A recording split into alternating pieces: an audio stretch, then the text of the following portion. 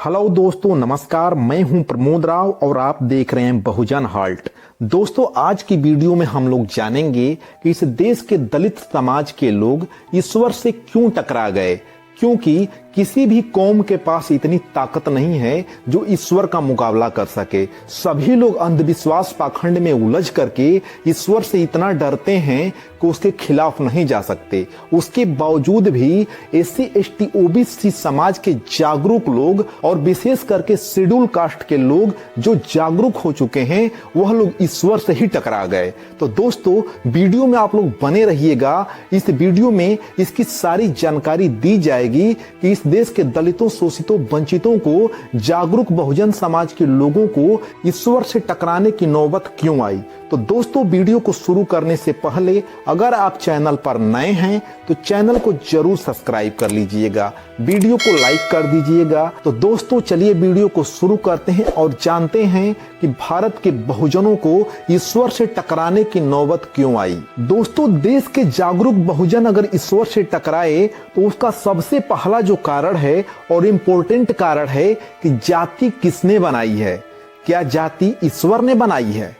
अगर जाति ईश्वर ने बनाई तो ऐसी व्यवस्था उसने क्यों बनाई कि इस देश के मूल निवासी, इस देश के एससी एसटी ओबीसी समाज के साथ इतना बड़ा शोषण हुआ। अगर जाति ईश्वर ने नहीं बनाई, एक आम मानव ने जाति बनाई, तो ईश्वर कहां सोया था कि वह जाति बनाते हुए इतनी क्रूरता करते हुए अपनी आंखों से देख रहा था। जब जाति बना करके इस देश के एससी एसटी ओबीसी समाज के लोगों का शोषण किया जा रहा था, उसके साथ अन्याय और दुराचार किया जा रहा था, तो फिर ईश्वर की आंखें कहां बंद थी? क्या इस देश के दलितों, शोषितों, पीड़ितों की चीखने की आवाजें ईश्वर के कानों तक नहीं पहुंच पा रही थीं?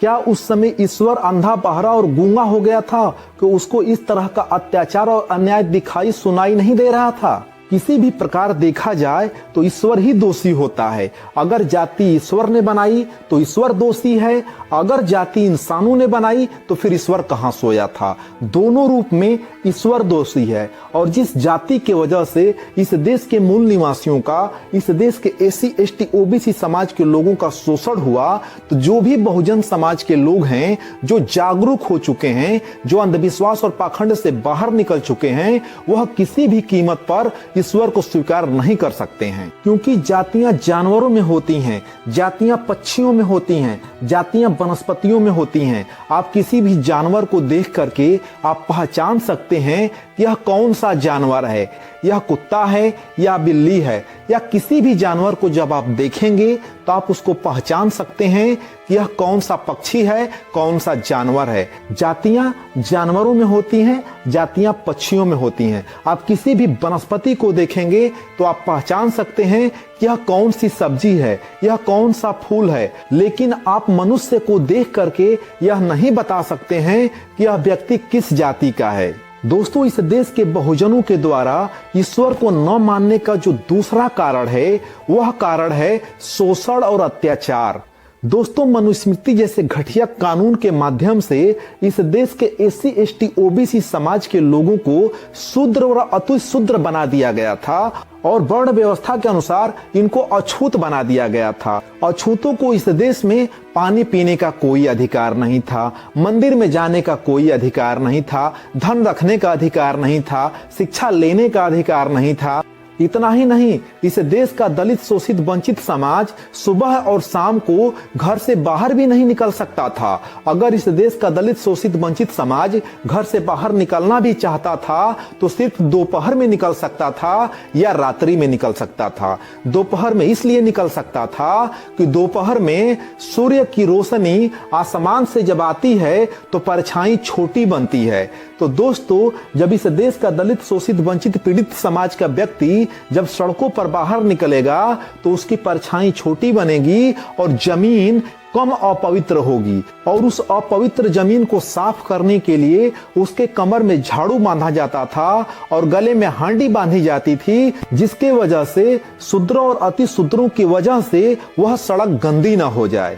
जब इस देश के मूल निवासियों के ऊपर इस देश का मनुवादी इतना अत्याचार, अन्याय कर रहा था तो ईश्वर कहां बैठा था? अगर पूरे इतिहास को पढ़ा जाए, पूरे इतिहास को खोद खोद कर निकाला जाए, उसे खंगाला जाए, तो पूरे भारत के किसी भी एससी एसटी ओबीसी समाज के लिए किसी भी ईश्वर ने, चाहे वह कोई भी ईश्वर हो, किसी भी ईश्वर ने इस देश के मूल निवासियों को किसी भी प्रकार का कोई अधिकार नहीं दिया है। अगर भारत के समस्त मूल निवासियों को, एससी एसटी ओबीसी समाज के लोगों को, भारत की समस्त महिलाओं को किसी ने समता, स्वतंत्रता, न्याय और बंधुत्व का अधिकार दिया है, तो वह परम पूज्य बाबा साहब अम्बेडकर सहित समस्त बहुजन महापुरुषों ने दिया है, किसी और ने नहीं दिया है। बाबा साहब अम्बेडकर ने भारतीय संविधान के माध्यम से सभी मूल निवासियों को शिक्षा का अधिकार दिया है, धन रखने का अधिकार दिया है, मंदिर जाने का अधिकार दिया है,